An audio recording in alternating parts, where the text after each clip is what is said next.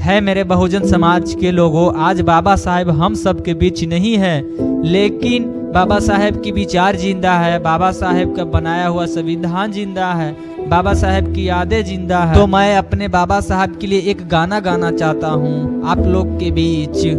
तो आप लोग इसी तरह हमको सपोर्ट बनाए रखिए, आप लोग का प्यार और दुलार हमको मिल रहा है और इसी तरह बनाए रखिए। ऑल द बेस्ट, बहुत अच्छे से गाओ। क्या बात। मेरे भी